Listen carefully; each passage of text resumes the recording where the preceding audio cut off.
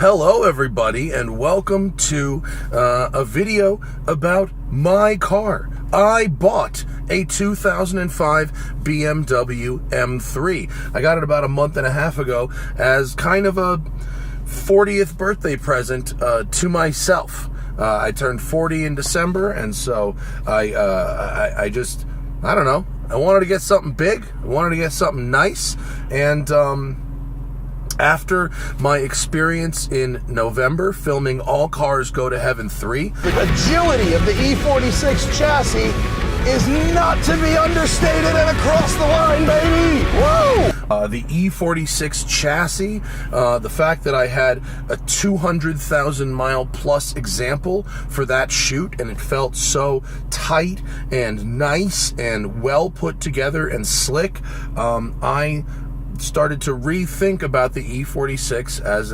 investment grade material, and then I went seeking pretty much the best one I could afford, basically, which is what I recommend everybody do when they're buying a car. Look for the best one you can afford.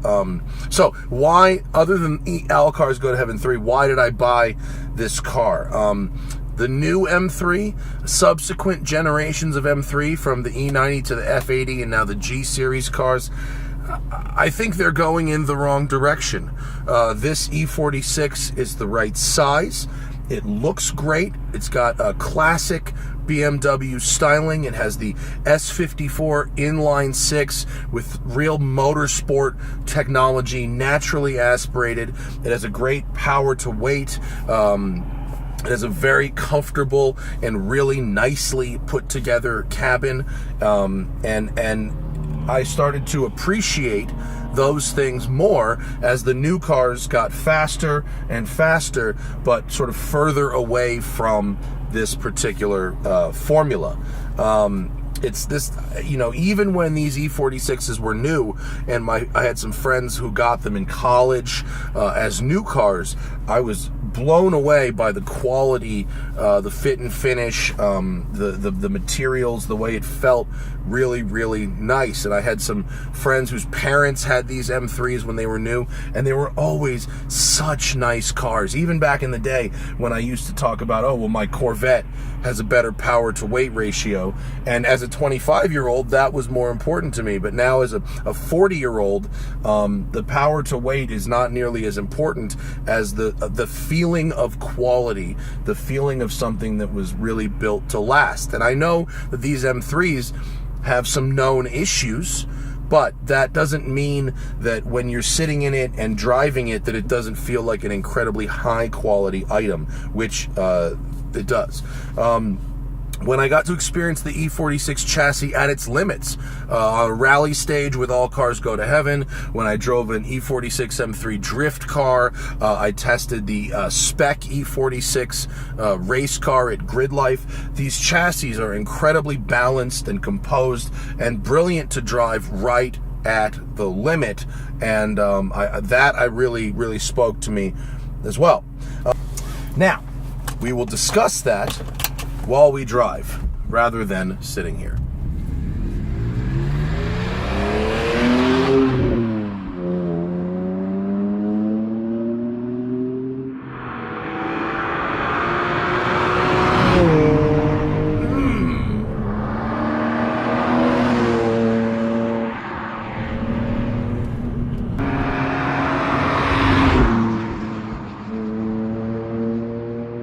Rather than dealing with the bullshit of getting a nice one but from an unknown source and then having to have it gone through anyway, I went to these guys knowing that I could just look at a photo, go, that one, and have it show up and be exactly as described. In fact, it showed up, believe it or not, better than as described, and they happened to have a new old stock Dynan S1 kit sitting around the shop, which I was able to acquire for this car. That's an intake, exhaust, stage 3 carb legal tune, and a front sway bar that helps the turn in a little bit. And I was able to acquire that. That intake is basically unobtainium right now. It basically doesn't exist to buy for your car. So I was very lucky to be able to get one, and the whole package, it's good for about, I don't know, probably 25 horsepower, but the response is excellent and it sounds really, really good. This car, although it is not a competition pack car, does have the 19-inch competition wheels on it with some Michelin Pilot Sport 4S tires, which is good. You want that. I want to experience what it's like to own a brand new E46 M3, and with only 15,000 miles on it and in this kind of condition, this is about as close as I could get. Well, it's certainly as close as I can afford. Not a slick top, sunroof. If this car was a slick top, that would be okay. I happen to like sunroof. I can still fit in this car even with the sunroof. And I like opening the sunroof. I like fresh air on a nice day. I am pro that. This thing is actually pretty loaded up. It's got the Harman Kardon stereo. It's got heated seats. There's no blank buttons. All the buttons are occupied. The onboard computer, all that good stuff. 6-disc CD changer in the trunk. I've busted out my old CDs from high school. I can't wait to load this thing up with 6 CDs and then not touch it for 10 years and just listen to those same 6 CDs over and over. You might notice I haven't done much shifting. That's because this thing has a super high red line, and on Angela's Crest up here, you can keep it between 4 and 7,500.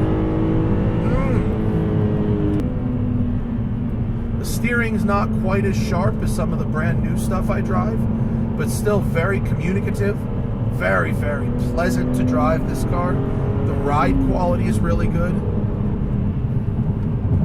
The shifter's a little, it's not one of my favorite shifters, but it's direct. I wouldn't want to change it up. I've never tried an aftermarket one that I liked better, sadly. But overall, it's a lovely feeling car. I had my man Derek, the magician, do a full paint correction and ammo reflex on this to protect it. It's like, it's not quite a ceramic coat, but it's ceramic-like. And then do the Ammo Gelé Pro on the wheels, which is like a ceramic for your wheels, so you can just hose off the brake dust. This car's literally never seen rain. If you look at the underside of it, it's never seen rain before. It's always been a California car. It's always been garaged. It's obviously been washed a bunch, but it's never been driven in the rain in its whole life, as far as we could tell. And so I didn't want to do that, and I'm being kind of a wussy about it. Should I have maybe bought a less perfect, higher mileage car in order to more recklessly romp on it? I don't think so. I think with this car, I really wanted to have the best one available, the best one I could afford. If it was a compact, if it was the same car as this, but a compact in which you get different brakes, some like Alcantara dash, and like a slightly different steering rack, there's like a $25,000 to $30,000 premium for that. So, you know, if you've got a compact, good for you. You have done nicely if you bought one of those a while ago. Good for you. No hating. But I would rather have the nicest, mintest one I could find without the compact, because 16 years later, the brakes, the different steering rack, that kind of stuff doesn't make much of a difference to me, especially if I'm not driving them back to back, especially if I don't care about lap times, which I don't. What I care about is the experience of owning a brand new condition E46 M3. It's tight. It's very, very comfortable. The leather and stuff is as perfect as you're going to find in a car that is not a time capsule. And it has very low miles, 15,000 miles, but not low enough that I can't put 2,000 miles a year on it without really losing money. So while it was a birthday present to myself, it's also an investment car. It's an investment grade car, and I'm not going to pretend like it isn't. It is. I spent a lot of money with EAG on this car because I think that down the road I can get most, if not all of it back if I want to sell it. The risk although it's capital intensive to get in, the risk is low because it is so nice, because I'm going to take care of it, and because it's insured. It's insured with Hagerty for declared value for what I paid for it. So actually for a little more than what I paid for it. And I can adjust that as the market moves. So to conclude, I really, really like this car. I'm going to drive it. I'm going to try to not be a total wussy about it. I'm going to enjoy it. So far, I've really enjoyed it. I was not cross-shopping. It's not, well, why did you buy this and not that? I bought this because I wanted this, because it was from a memory and it was from an experience and an accumulation of experiences that I had with these cars. And I really feel like this was a pinnacle of quality, motorsport connectivity, performance, and style and comfort and size that we are just not really going to see from BMW again. Now, yes, the M2 CS is excellent, and it's about this size, and it's faster, but it doesn't speak to me as a long hold, and it might prove to be a long hold eventually. But right now, I mean, this is it, and I'm really feeling it. So thank you for enjoying this video. I hope you have. That's why I bought this EAG E46 M3 with Dynan S1 kit freshly installed on it, and I'll continue to talk about it on the podcast and post about it. And we're gonna go up to Good Vibes Breakfast Club every Friday at Newcomb's Ranch. I'm heading up there right now, and I'll see you later. Bye.